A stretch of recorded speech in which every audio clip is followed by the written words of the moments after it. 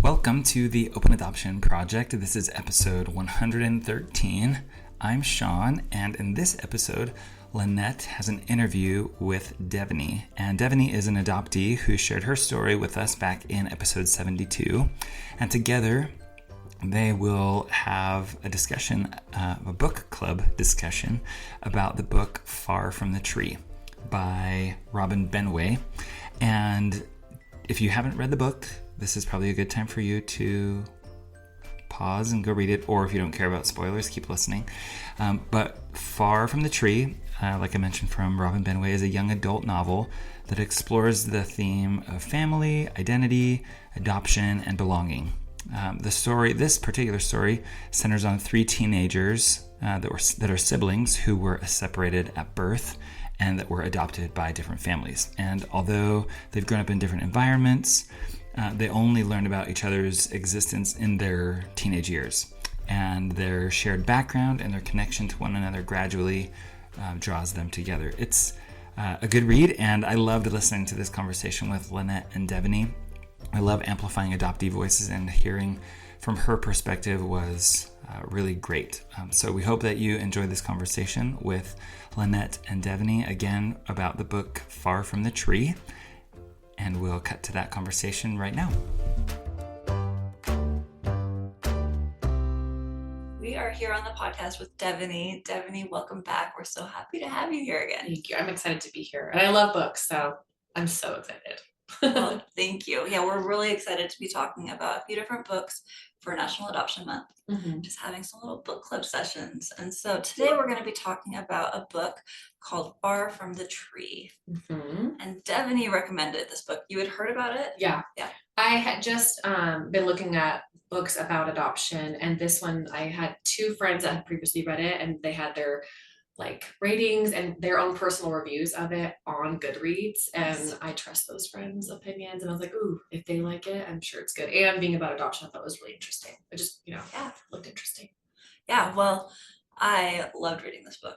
I really did. Me too. So I'm excited to talk about it today. So to start off, how would you summarize this book to someone who doesn't care about spoilers but just wants to hear a couple sentences about it?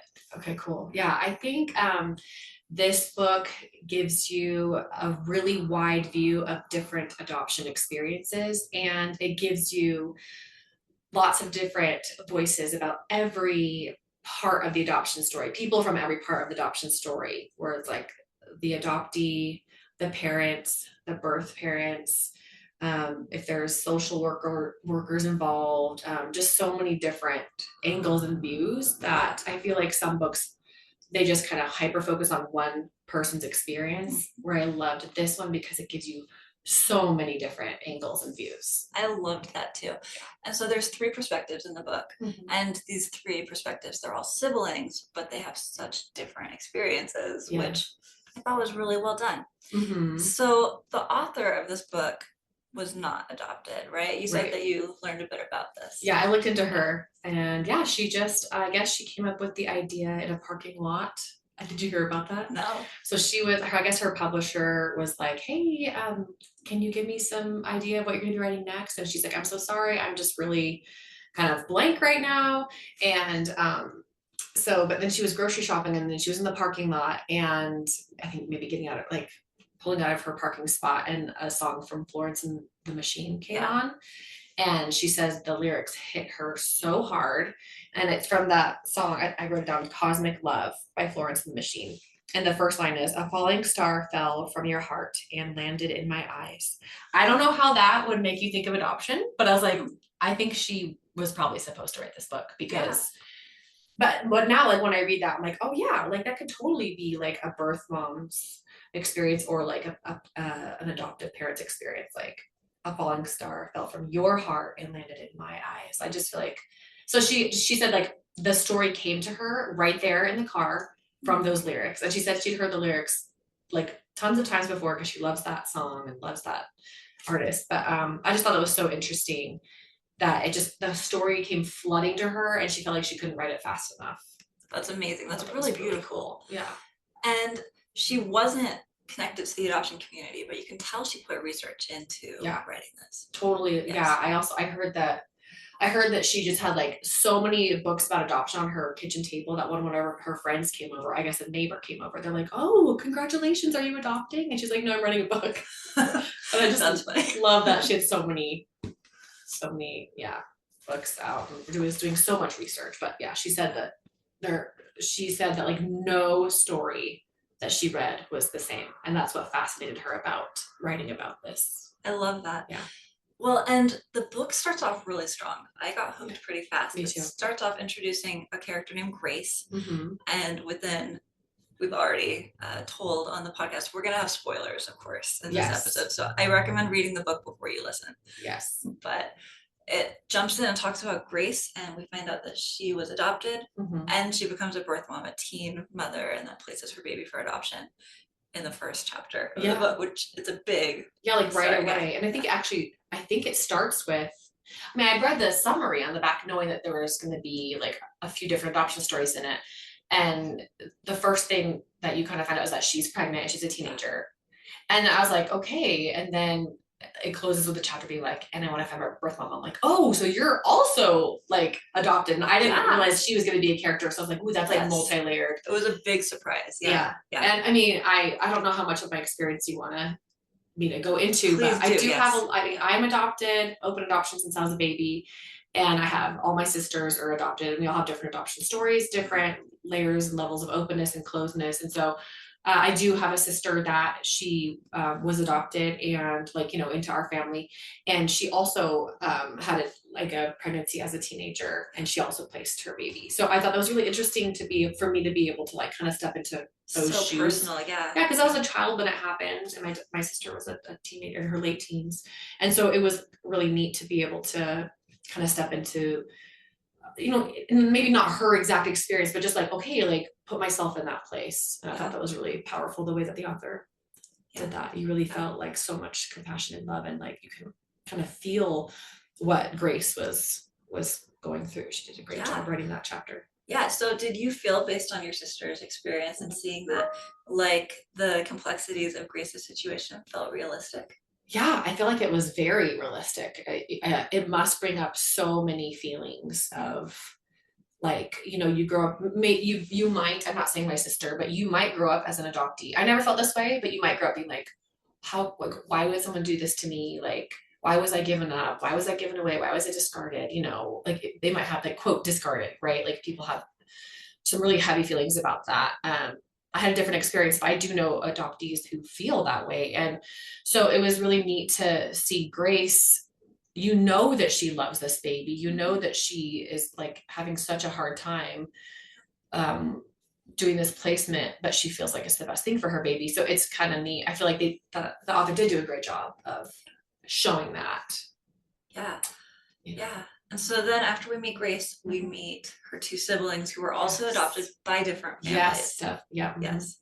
So the parenting between Grace and her sister Maya and her brother Joaquin and their adoptive families was really different. Do you want to talk about that? Yeah. Oh my gosh. So honestly, it's like so good. First of all, I think I told you this like in a text that like the sister Maya drives me absolutely bonkers. But by the end of the book, she really does. She's endearing. Yes. And you see that some of her behaviors are because of the way that she has like internalized her adoption story, and not just her adoption story, but like just how she always felt kind of like the outlier, because she's a brunette. Maya is a brunette, and she's raised by these two parents that are redheads. They're adopted by her parents that are redheads, and then she has a redhead sister that was born shortly after she was placed into her home. And Maya just drove me absolutely nuts. Just because I feel like she always had a chip on her shoulder. And like I said, I'm coming from my experience of feeling so blessed from my adoption and my open adoption. I love my birth mom. That like, I'm like, gosh, yeah, you have it so hard, Maya, don't you? You have parents who love you. This is so hard. Anyway, I thought it was interesting that like she felt like an outsider because of her lack of red hair. But then you have Joaquin that is like, he goes through this experience of being like a Mexican American, like or Latino American kid. And the way he was treated for his like obvious difference from a lot of, you know, his like foster families. Whereas Maya just had this big chip on her shoulder because she didn't have red hair. I'm like, Maya, I'm pretty sure Joaquin had it harder than you. Cause like, you know what I mean? Like people just assumed that he spoke Spanish. People just assumed that he could talk about like his Hispanic traditions. And anyway, I just thought it was funny, but then it just makes you appreciate people process their experiences differently. But sorry, you wanted to talk about the parenting experience. But no, that's a good tangent. Yeah. So Maya's parents, they're going through some really hard stuff personally. Yeah. And it's okay to talk about spoilers. Yeah. You think? Oh, just read the book, guys. Pause it and read the book, and then come back if you don't. Anyway, so Maya's parents have had like a really rocky relationship for quite a long time. It seems like, right? Like years. It seems like their relationship between the two of them is not healthy. Maya's parents, like they couldn't conceive a child, and so they adopted, and then they ended up pregnant, which I know is common. And so Maya kind of always felt like, well, you know, they only adopted me because they couldn't have one. And then anyway, so but her parents have a really rocky relationship, and you discover that her mom is suffering from alcoholism, and it's drawn this huge wedge between the parents where I feel like the dad isolates a lot, right? I mean, what else did you see from the dad? It's a dark family situation, but I felt like there were also good sides, right? I really liked how realistic all these families felt because they're not perfect, but they also have strengths. Yeah. Like it felt like Maya's parents were a lot more accepting. They were open to having conversations. Yes. And it was comfortable, right? Like Maya came out to her parents and her dad put a sticker on his car and like, you know, like they were supportive of her. And I think that's a great way to explain how the author really did like weave that beautifully. Like, yes, her parents really struggled and their toxic relationship with each other affected the kids, but they showed up for their kids, Maya and their other daughter, Lauren, in so many ways. Like you were saying, like Maya is gay and she has a girlfriend, but her parents, wholeheartedly accept her. So you see like those characters, they have this flaw of having this toxic relationship with themselves, but they try really hard to be there for their kids. And I thought that was a really neat way because, you know, it's not just black and white with, oh, these parents are, you know, bad guys or, you know, like they're just like, oh, poor Maya. Very realistic. Yeah. And I thought that was really interesting too, because, after Grace placed her baby with this really lovely couple that she really was so intentional about, just really wanting to find a fantastic, loving couple for who she calls her baby Peach. Yes, I loved that. That was sweet. She calls her baby Peach because when she finds out she's pregnant, it was the size of a peach, apparently. And she just kind of clung on to that. But it's interesting because you get to see how Grace is so intentional about selecting a family for Peach. And then Maya, you just know that everyone wants their baby to have the best family placement. And then you see this family, as Maya and Lauren are like teens, this family's falling apart. And it, you know, a birth mom could look at that and be like, I made the wrong choice. But at the same time, there's so many good things that Maya has in her life. And I mean, I think I remember in the book that like Maya was very, like their family was very affluent too. Like she had a lot of like, just wonderful opportunities and like a beautiful house and, you know, so I just was an interesting contrast. I like that the author made it well-rounded in like just the humanness of every character. Like, I agree. Well, in the beginning, it felt like Grace's parents were like these kind of perfect parents, right? Yeah. They were really loving and supportive, but they also had a hard time. Grace said that she felt like she couldn't ask her mom questions, and like there was this barrier between communication there. And so of course they all had struggles. Yeah. And then Joaquin's foster parents, Mark and Linda, were so sweet and lovely. Yeah. But they recognized, I loved that they recognized it and talked about, like, we can't give you everything and we want to help you get everything you need, right? Yeah. Like we can't teach you how to make tamales. Yeah. One of the things, right? Yeah, that's one of the things we talked about. Yeah. Yeah, I thought it was interesting. Speaking of parents, like, okay, so when Grace finds out that she is gonna have a baby and she's pregnant, her boyfriend at the time, Max, is just kind of like this like uber privileged, like rich kid, and his parents are so upset that Grace is pregnant. His dad was awful, and Max's mom was just kind of like a little like withering willow, like wouldn't speak up and like say, hey, ease up, like to Max's dad. Max's dad was cruel, and he just branded Grace as being like a bad girl, and how Max is dating a good girl now. And that was infuriating to hear all this blame being placed on Grace for this, tricky situation with, okay, what do we do with this baby? Because I feel like if Max's parents had been more supportive and kind and understanding, maybe Grace would have made a different choice. Yeah. But I mean, I feel like Grace did a wonderful thing. Like, as an adoptee myself, I'm so grateful that I have my family. But yeah, it almost kind of like makes you feel like maybe Grace would have kept her baby if it wasn't for Max's dad's reaction, and just. So yeah, the way that these parents are represented, like it gives you like a really good view of like, maybe these kids are, of course the kids are influenced by the parents' parenting style and their reactions to hard trials. It's like, for instance, when my mom found out that my sister was pregnant, I wasn't there when she found out, but I saw the way my mom reacted in the days, weeks, months and I just was like, wow, like my mom is so loving and understanding and full of just like, just compassion, grace and compassion. Yeah. And I just feel like it really matters. Like, how you react to your kids' trials really matters. Like, the reaction is really what matters. Wow. I love that. That's a great thing to see. Yeah. How do you think Grace's situation with getting pregnant helped her relate to her own birth mom in ways that her siblings couldn't? Yeah, they talked about that. So when Joaquin and Maya and Grace finally meet, I think one of them, or like, Grace says, are you guys interested in meeting our birth mom? We're finding her. And Maya and Joaquin are like immediately like, no way. She didn't want us. She gave us away. Joaquin had a really, and I'm looking forward to talking about Joaquin's experience. Joaquin had a really like treacherous, like experience through foster homes, in and out of foster homes. And so I feel like they were immediately like, there's no way. But because Grace has this extra layer of, well, now I'm a birth mom, now I can relate and understand. This isn't just a cut and dry situation. This is like very, very affecting. Every single day she thinks about Peach, and it's just like this Florence and the Machine song, "A Falling Star Fell from Your Heart and Landed in My Eyes." And I just think about, Grace, like her whole heart, she had to have her whole heart like willing to place Peach. And then, because she had that experience, now she understands that it was out of love that her birth mom placed her.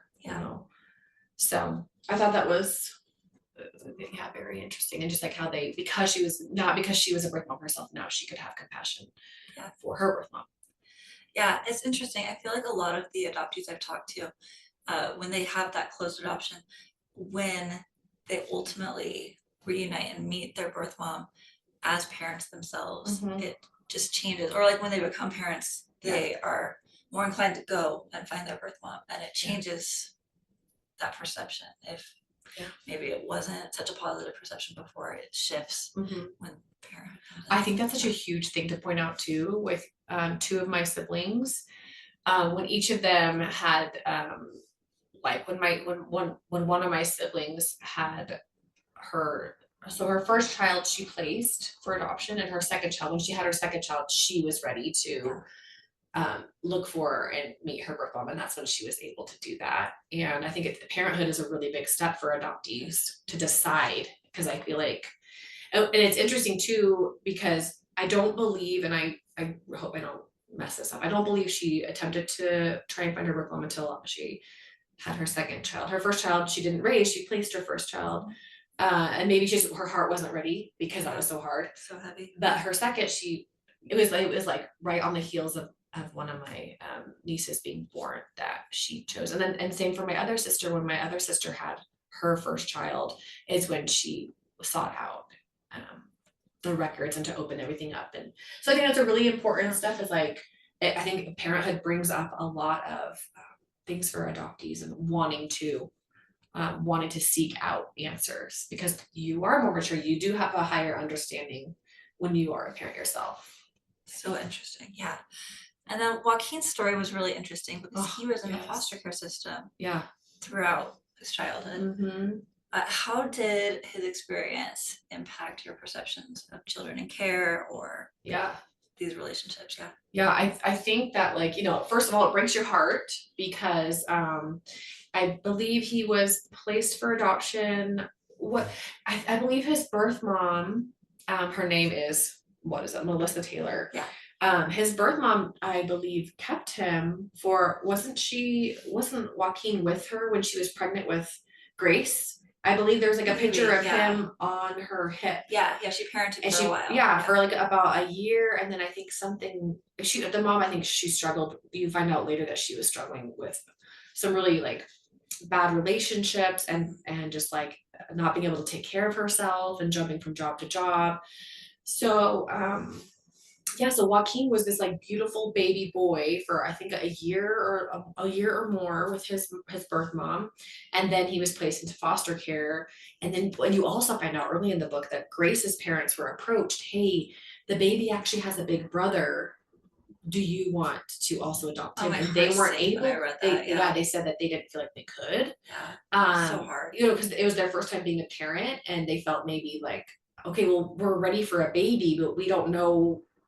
So I don't blame Grace's parents for not adopting him, but the more you read about Joaquin's story, you're like, they should have adopted him. Like, it's like, you know, you never, you know, they didn't know what was going on and what would happen to Joaquin. But yeah, he just bounced from home to home, and they do bring this up intentionally in the book, and like the characters talk about it. Joaquin's like, I'm brown, like, you know, he says, I am brown, and like boys and like boys of color don't get adopted as readily. I mean, and it's like exponentially less than kids that aren't like brown, as he says, you know. So and I guess that's one of the things the author talked about, and something that I listened to, because I just like love, after I read a book, to just dive in and be like, okay, tell me all about this process. She said that like she literally typed in adoption into Google, and the first thing that came up was like an NPR article or story about the like shocking contrast of like how many, I think it was like Latin American or like young boys of color that don't get adopted because of their color, and like how exponentially more expensive it is for kids that are white to be like adopted. And she just thought, I have to put this in the book because these numbers are so shocking that she wanted people to understand there is a problem here, you know. And so Joaquin, I think she really wanted Joaquin's experience to reflect that like disparity that a lot of kids face as they're growing up and trying to find a home and raised in and out of foster care. So he was so sweet. It was heartbreaking because such a sweet kid, and he just had a lot of really hard stuff happen throughout his life. He was adopted and then placed back into care, right? And because of an anger management issue, but because it was bringing up I forget it did the family that he was adopted into the first time, the Buchanans. I think it was after their baby was born that he said, I didn't know why, and then we found out later why. He knows why, but it brought up a lot of like anger, and he loved the baby. There was like buried trauma. But there's buried trauma that was popping up, and he didn't understand it because he was like, what was he, like 12 or he was like little, maybe I thought he was like 9 or 10. Okay. But he was young. He was young, and he's like, I didn't understand at the time, but it was after the baby was born, I got really angry and like really sad and really mad. And, you know, he knows now is because it was like his experience as a baby, and like looking at that baby and understanding like, how could someone give away a baby? How could someone abandon a baby? Oh, because his birth mom was supposed to meet him for a visitation, and she never showed up.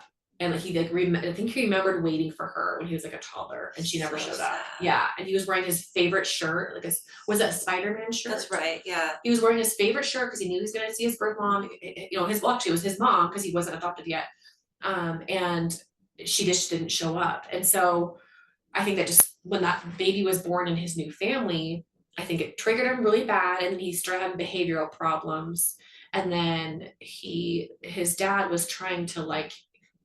Joaquin was like throwing things, like just, And so his dad came in and tried to like hold him down to stop, but Joaquin grabbed a stapler and threw it across the room, and it hit the baby. Yeah. It hit the baby in the head, and the baby passed out. The baby was fine. Awful, yeah. But Joaquin never forgave himself. He felt so deeply guilty. And he was taken away. Like that family, like, I don't know the term for this, unadopted him.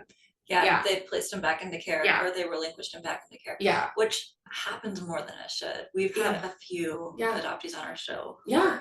My sister was too. So sad. So when we, I mean, I was so young, I don't remember my life without her. But one of my sisters, she was 12 when she was like, what would you say, relinquished? Is that what they say? Like, and so she had been adopted before. Yeah, she was as a newborn for like day old baby, and then when she was 12. Yeah, so that I can't even imagine. I can't get into that like mentally.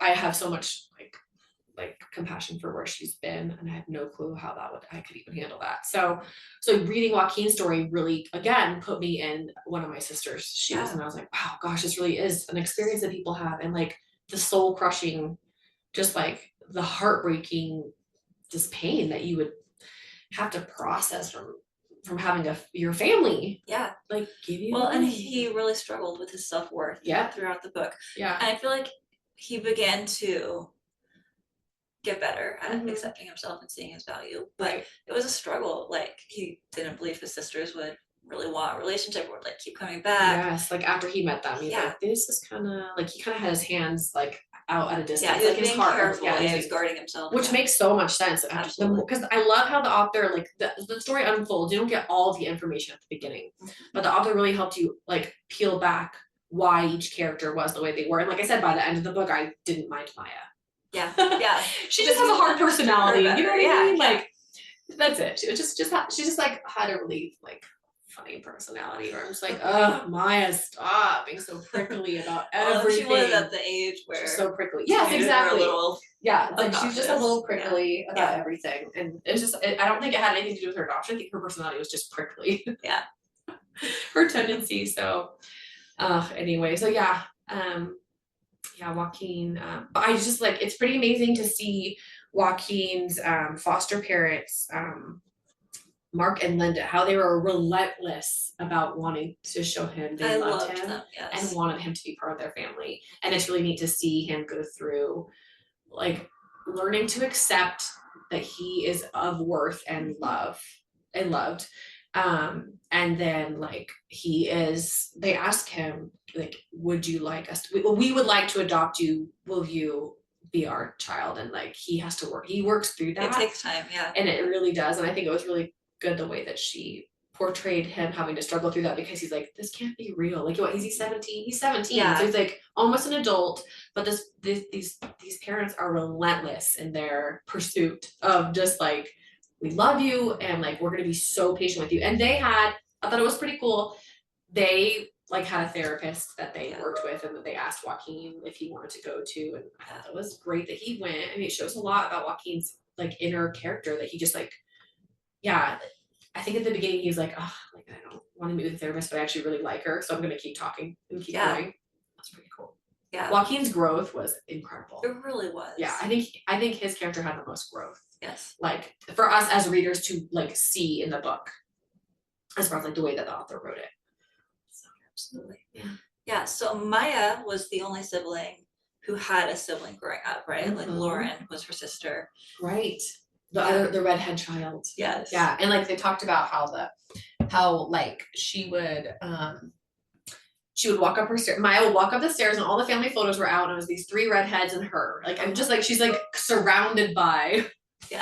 And I loved how they portrayed her little sister Lauren. I loved that like Lauren was like, I'm your family, quit trying to like find new family. I mean, obviously everyone wants, like not everyone, but like it's, of course she wants to find her birth family, or she's curious about her new siblings. So, but I like how Lauren was like just adamant, like, you can't sever this bond we have just because you don't have red hair, just because, Lauren doesn't know any different. And that's how I feel like when my sister was adopted into my family, I don't remember life before her. So I'm sure she has a different experience, but like, she's my sister through and through. And I'm like, no matter what, you're my sister. So I just think it's, I loved Lauren's like tenacity and just like holding on for dear life to this relationship with her big sister Maya. And Maya can be so prickly, but Lauren's like, I'm not gonna ever let go of you. You're mine. Like, don't let go of me. Like, Lauren was scared that Maya would abandon her. Yeah. And I think that's a really interesting, I feel like a lot of like adoptees, like they have a fear of like, oh, if I find my birth family, then my family is gonna feel abandoned. And that's something that obviously to work through, but it's interesting how Lauren was really scared that her sister was going to kind of like forget about her, or or like not need her anymore. Their relationship would weaken because she found, but I love, and this is what I say all the time, because my mom raised me this way, like adoption just means more people to love, at least in my home. And that's how I felt. I know it's not everyone's experience, but my mom just reiterated that all the time. Whenever I'd go see my birth family, starting at age 12, I'd go by myself. I get on an airplane, go to Seattle and hang out with my grandma and my birth mom and cousins and aunts. And every time I get back, my mom's like, we would talk and she's like, isn't that just wonderful? She's like, how many people love you and how many people you get to love? And like, I guess that's how it was framed to me my whole life. So that's how I feel.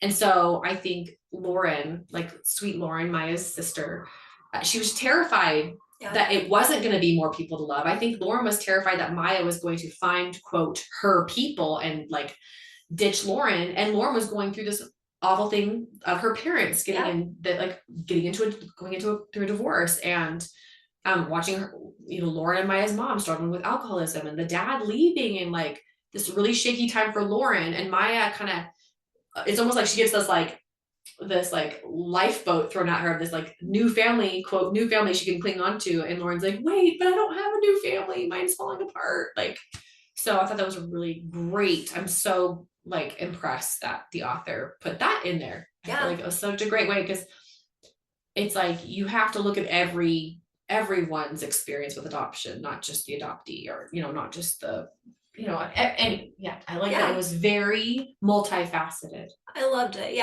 I felt like she did such a good job of showing that these sibling relationships were organic with both, right? Like organic biological sibling relationships where they had never met each other and they came together so naturally and quickly. And then adopted siblings too. They're both so it's important. All they know. Like, I mean, my siblings, they're all I know, like blood related or not. Like they're my people, you know? So I thought that was pretty great that she talked about Lauren's response to Maya finding her birth family. For sure. Oh my gosh, just so much. I mean, so many things. She packed a lot into this book. She really did. She really did. And it was such an easy, quick read. Like, I couldn't put it down. I couldn't either. I love it that each chapter was different perspectives, and you got kind of a little break because Maya, I'm like, can we just Maya stop it? Like, she's driving me crazy. But like I said, by the end I was like, she's great. So Grace, Maya, and Joaquin all struggled with some different times where they felt like they didn't belong with their families. So do you feel like those feelings that these siblings had were different, similar in what the root was that was kind of getting to them? I think, but here's the thing. I think everyone feels like they don't belong in their family. I think everyone, like, you ask any like teenager who's having a bad day, they're like, no one understands me. No one, like, so I thought it was like a really good view into just teenagers, you know what I mean?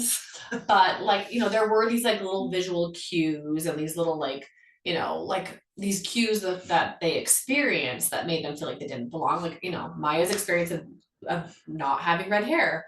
I mean, that's just like an appearance thing, but it was like a big deal to her that she like felt like she stuck out like a sore thumb. But I feel like that was something that made me feel like she didn't belong. Her own sense of humor, she would say, like, people just don't get me, like my sarcasm, like, she was so dry and so sarcastic, and I'm like, I know. But like Grace, I felt like because she was an only child, she didn't have someone to like bounce ideas off of. She just only had her little like her experience of like just being the center of her parents' attention. And then like yeah, so that was an interesting. I don't know. Do you remember how she felt like maybe she didn't belong, or do you think it was because she said her parents, Grace's parents, you know, they would say whenever you want to ask about your adoption, you're welcome to ask us. But I think it's interesting that the author put that in there. And I think it's important. Maybe that's too big of a weight to put on a kid. Like maybe it's important to like be like, hey, I wanted to talk about, you know, your birth mom, like sometime, would you want to talk about that tomorrow or later today? Or like maybe giving a kid a heads up instead of like it being all on the kid to talk about. So Grace talks about later with her parents in the book, why did I have to ask you? Like, I'm just like, I was just a child my whole life of I was curious, but how do I open that box? Like, well, and she also said at one point that she felt like her mother didn't really want her to ask these questions, right? Yeah, like she felt like it was just like a token thing to say. Yeah, and like her grandmother, her mom's mom had passed away around the same time. Yeah. And she just felt like it was too much for the mother to talk about. Yeah. Like, remind me, Grace's mom or Grace's grandmother passed away right before her adoption or right after? I think it was after. Okay. I think it was about when. Oh, she was sick. That's what it was. Yeah, she was sick when she was born. Okay. And then I think she passed away because they knew about Maya being born. Oh, right. They couldn't adopt her. Yeah, because they didn't just get offered to adopt Joaquin. They also got offered later after Maya was born to adopt Maya. Yeah. And that just makes you think, wow, like you could like spin this into a whole sliding door situation where you're like, okay, what would have been like if they were raised together, or what would it be like? So yeah, I feel like I liked how that was brought up, how it's so wonderful when parents say, we're always willing to talk about your adoption, but I think it's really important for parents to be like, hey, I just was thinking about your birth mom the other day. Isn't it so neat that this and that? Like, I don't know, I think it's important for parents to also to say, hey, anytime you talk about it as an invitation, but also to every once in a while just bring it up. I was thinking about your grandma, because like I said, I grew up going and visiting my birth mom and my grandma starting at 12. And before I was 12, my parents, we would go on trips. And if we were in like the area, my parents and I and siblings, we would swing by my birth mom's house, or more like my grandma's house, my birth mom's mom. So I built that relationship first with my family, like next to me, but as a 12-year-old, you know, so I had this great relationship with my grandma, my birth mom's mom, my grandma Fran, and just have so many wonderful memories. So, you know, it's even a parent just being like, oh, like, I just love this quilt Grandma Fran made. You know, she's so talented. Just like bringing up really neat things about the birth family that your kids can hear. But if you don't know the story, that's different. But just ways to bring it up. Yeah. One thing that popped into my head while you were talking about that, in the book Orphan Train Writer, it's a short little nonfiction book. I think it's aimed at middle grade readers, but it's fantastic. I've talked about it on the podcast too much probably, but it's a really good little read. Yeah. So it's a great historical perspective, but lots of little narratives from different people. There was one girl who said that her adoptive mom talked about her birth mom all the time, and it was always so sweet and loving. They didn't know anything about her, but she would say things like, I know that she must be a lovely woman. I wish we could know her because you're such a good girl. And I bet you're just like her. You know, like there's ways that you can work in compassionate and loving discussions, even if you don't know. It's so true. And that actually reminds me of like my dad. So this book really hit so many personal points for me, because my parents got divorced when I was 9. And so like you could say like, oh, I wonder if my birth mom was like, oh, well, I guess I didn't choose the right family. But like divorce doesn't mean like I can't be like I have a great experience, because I had a wonderful experience even after my parents divorced. And like it's just life, you know. And so my dad though, he would say to me every once in a while, gosh, like, because I would ask him, I'm like, do you think I'll ever find my birth dad? This is way before DNA like was a thing that anyone thought could be used for adoption. Everyone just thought DNA was for crime scenes, right?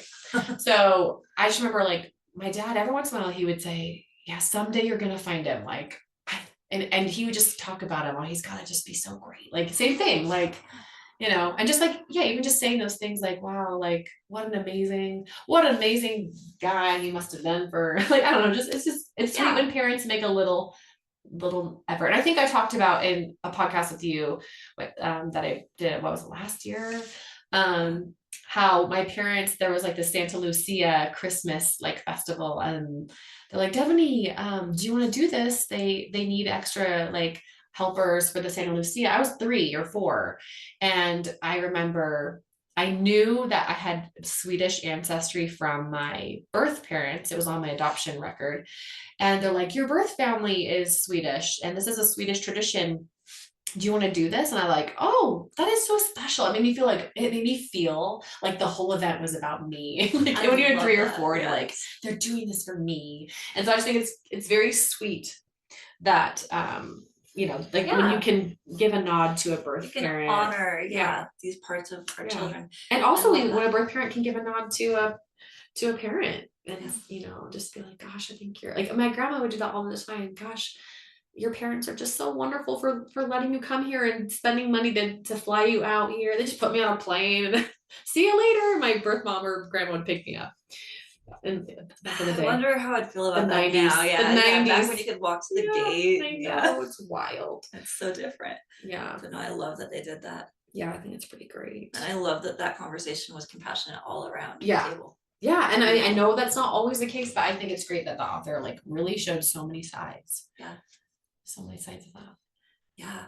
So eventually Grace, Maya, and Joaquin decide that they want to go find and visit their birth mom. Yeah. How did that pan out compared to how you were expecting? Like, yeah, I know, right? Like, man, that was tricky.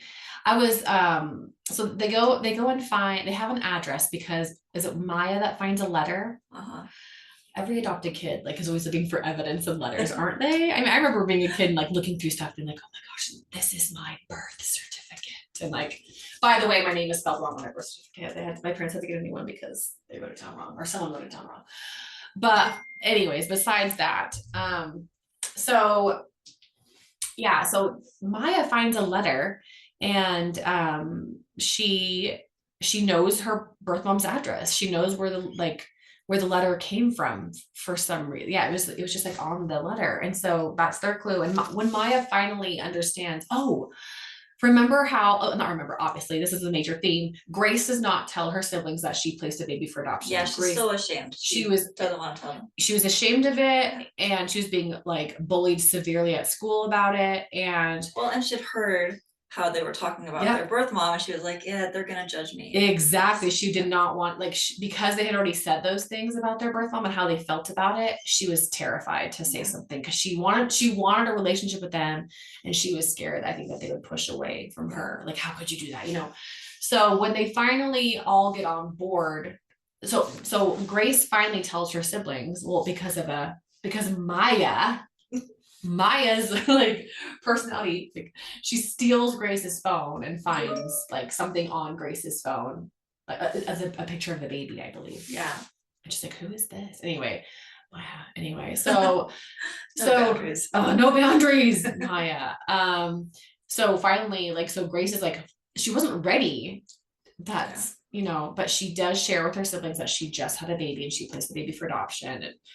And I feel like they were so supportive of her, like, immediately, which I thought was so great. And then because of that, they're like, okay, yeah, like, we love you and we see how like this has affected you. Okay, we're gonna have compassion for our birth mom, and we're curious because that changed it. Yeah, I loved how that changed it. Yeah, she's not just this like woman that, quote, gave us away. They look at their sister and say she is a full faceted woman.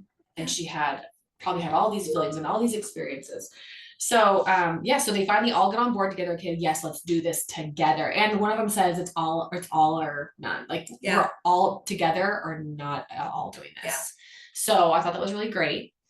And so they have this clue from this old letter that was like stashed away in some records, like files of Maya's parents. And, Joaquin gets a car from his foster family who wants to adopt him. He tells them no, like, I don't want to be adopted. And then they keep exploring that, but they still like extend so much love to him. And like, no, we're not. And it's not conditional. Yeah, it's not conditional at all. They loved his foster parents. And so with this new car, these teenagers, I mean, think of all like the red tape they like just like fly through. These teenagers go searching for their birth mom, and with this address, they show up at the door, And a woman opens the door and she looks, you can tell they're related. They look like the same features. And when she realizes who these 3 kids are, she just is so like overcome with emotion. And she tells them the story. And this was hard. It wasn't the birth mom, it was their birth mom's sister. So it was their aunt, and the birth mom had passed away. And I just feel like that is such, it could be such a true story. It was for one. I have a lot of sisters, you guys. One of my sisters, she went looking for. She was finally ready to find her birth mom, and her birth mom had passed away, literally 9 months before. And so that heartbreaking, yeah. So this was a really good like experience to share, that like sometimes when you're ready, it's not quote too late, because you had to be ready, to do that. And that's what my sister has talked to me about. She's like, no, like I could not have done that before, because I had to be ready for any outcome. And so when she was finally ready, she was quote like ready for her birth mom to perhaps even have already passed away, or have a hard like be going through some really hard things and not being able to have a relationship, or so that was really moving, that the siblings, they had to deal with, okay, our birth mom's not here anymore, but the aunt shared all these beautiful stories and experiences with them, and gave them their story. And sometimes a story is like a huge piece of the puzzle that makes such a big difference. Not sometimes, it is a huge piece of the puzzle for a lot of adoptees, that just knowing the story brings so much clarity and so much compassion, understanding, and like it can help their self-worth, So I feel like that was so important, that that their new aunt that they discovered shared the story as much as she possibly could remember. And it was really neat to hear that as a reader, like, oh my gosh, like, yeah, that explains this and that explains that. And like the most touching thing ever was, that Joaquin was so deeply loved. Like, yes, he had felt discarded his whole life, and to find out the real story, and how she desperately clung onto Joaquin and didn't want to place him, and just was trying so hard to do everything she could to still remain his parent. And that just like her trials overcame her. But the sweetest gift ever was, it's interesting, Maya grew up with all these pictures of herself as like a baby, and like annoyed that she wasn't redheaded or whatever. And Joaquin, we learned earlier in the book that Joaquin was really triggered at a girlfriend's house, because he saw all her baby pictures, and he actually broke up with her the next day because he couldn't handle that. He felt like he wasn't good enough for his girlfriend because he didn't have a quote past. He didn't have like a story like she did. Didn't have any baby pictures. So the part of the book that like legitimately made me cry was when the 3 siblings, after the aunt gives the 3 siblings a key to a safe deposit box and said, Joaquin, this is for you. Like, you're like my sister, your birth mom left this for you. It's yours. And they go to the safety deposit box and they open it, and it's like a bunch of baby pictures of him with his birth mom. And you could just see how much she loved him. And like, I think it like really helped him to like see and then to know, because of what he saw, how much his birth mom loved him and how much she tried. Tried to keep him, beautiful, that was a really nice like wrap up in a way. But like those baby pictures actually got me thinking about like, gosh, I hope every foster kid like gets to have like photographs, because they're, and it's probably not very common for them to have photographs. And it's such a hard system. And it's almost like I was like, wow, like I feel like every social worker should like have a file of like, pictures of the kid, like that they can like save for them, so they if ever they want, as an adult, want their pictures of their youth. I don't know. Absolutely. Obviously it's just like me like spitting an idea out, but I just thought that was like really like, hey, that's needed. Like, people need pictures of themselves growing up to like, I don't know. That was just an idea I had. But I loved how Joaquin got his and then Joaquin like chooses to be adopted after he resolves the things that are like heavy on his heart, and he's ready. When he's ready. After he had a huge fight with his foster parents. Well, he was fighting. They were just like extending love, but he was like, I can't handle this. This is too much. No, I loved this book. I felt like it addressed so much. I was so impressed with it. So what part of the book did you most relate to? We're gonna have to start wrapping up. I'm really sad. I know, right? Keep going, but I do want to Okay. hear, what your favorite parts were, what you related to most. Oh my gosh, I related to so many things just from observing my siblings and my own adoption story. So I'm having like a really hard time.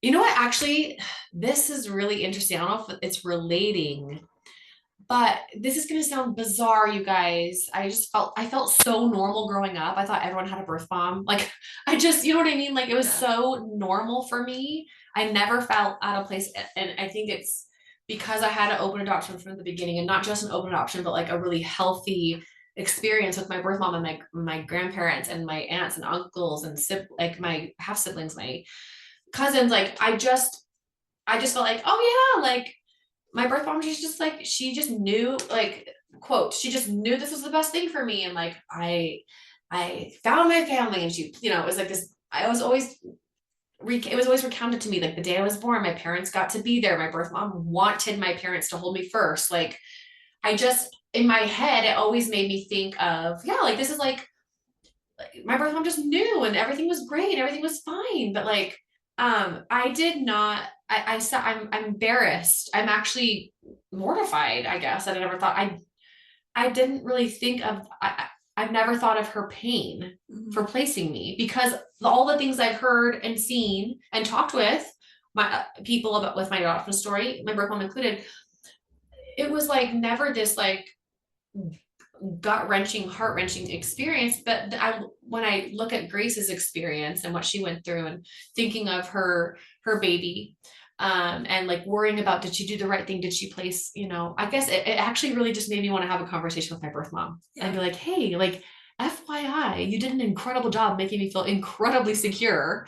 Like, she never put this weight on me of, this is the hardest thing I ever did. And it was like, I was like, she never said anything like that. But like, I always felt loved by her whenever I'd see her, and like, we'd always have like a lovely time. But she always did tell me that she knew that my parents were my parents. She's like, I just knew it. Like, and she was in a relationship, like, she got into a relationship like kind of right before I was placed for adoption. And he's like, I want to adopt the baby. Like, I would be more than happy to be that baby's father. And she's like, I just knew that you were supposed to be with your parents and your sisters. And so I guess I never really thought about like the pain. I know my grandma was it was incredibly difficult for my grandma, because she had told me her experience, but like appropriately, never making me feel bad. But this book it made me want to know more about how my birth mom felt at that time. And I got to see a little glimpse of it when I was, when I look back at this video. My birth mom came to my hometown for an interview when I was 9 months old. This news station in Seattle, I told you about this. They flew my birth mom out to see me, and they filmed the whole like reunion, like video of like, anyway, it's just, so I don't know, I guess it'd be interesting to talk about with her experience. And how did you feel? Like, did you have like any like post-traumatic feelings? Like, did things bubble up for you? Anyway. So I think I don't know if it was like, I related to so many things from my own experience and from observing my loved ones, my siblings' experiences. But I would say this book made me want to talk to my birth mom about her experience more.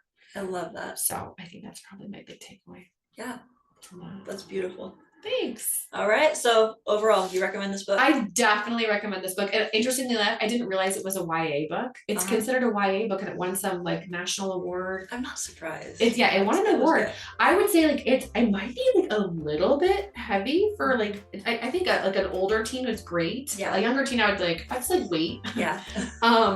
But I realized later that this was meant to be a YA novel. I'm like, wow, this is actually very engaging and very interesting. And like, I will not forget these stories. Yeah. I read so many books and I can easily forget them, but like, I won't forget this one. She did such an incredible job of making me like very interested in these characters and their outcomes. And so I would highly recommend it. Awesome. I loved it. So I would too. But well, and thanks for inviting me to read with you. Thank you so much. Really It was so fun. Yeah, I loved it. Thanks so much for being here. Yeah, thanks for having me. Well, we want to give a big thanks to Devaney for meeting with Lynette and having this discussion about Far From the Tree.